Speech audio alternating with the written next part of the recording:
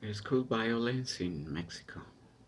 According to a study by the Organization for Economic Cooperation and Development, Mexico occupies the first place of the organization in cases of bullying in basic education, affecting millions of primary and secondary students in both public and private schools.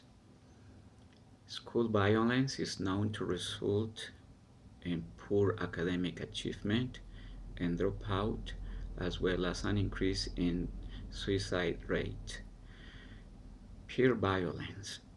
We define as peer violence any action, situation, or relationship that takes place within the physical limits of the school facilities or within the framework of a social relationship developed in school, which threatens the physical, moral, psychological, or social integrity of a member of the school community, violating the rules and regulations of the school or the law, whose impact causes pain, physical or mental injuries to the victim.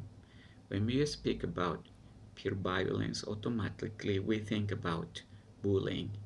Bullying is any form of deliberate and repeated abuse that is exerted against a child in position of disadvantage by other children with the aim of submitting or intimidating the victim. Bullying has the following characteristics. It is intentional. It is a premeditated act. It is persistent.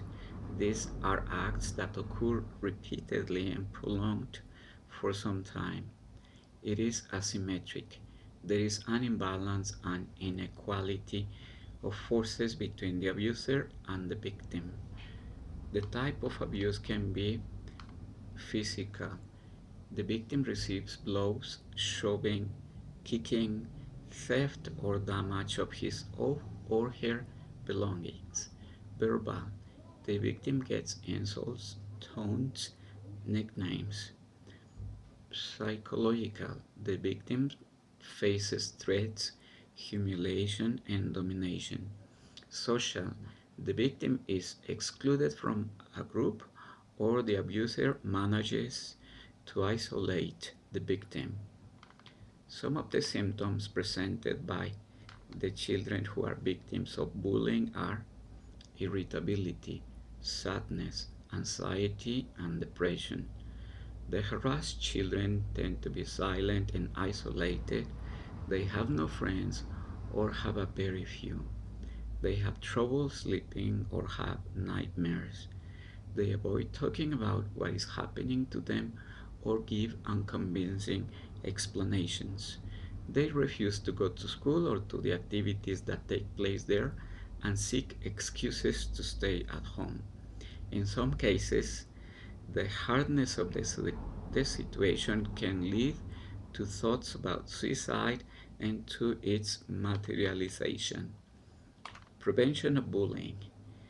It is considered that timely intervention is the only possible way to curb school violence. Prevention should be done at different levels. Primary prevention should be the responsibility of the society as a whole, of the authorities, and of the mass media. Secondary prevention should include concrete measures on the at-risk population by promoting a change in mentality with regard to the need of denouncing cases of bullying, even if the student is not a victim of it. On teachers and administrative staff, providing training in the skills necessary for the prevention and resolution of school conflicts. Finally, a tertiary prevention should include the measures to assist the people involved in the cases of bullying, victims, victimizers, and parents.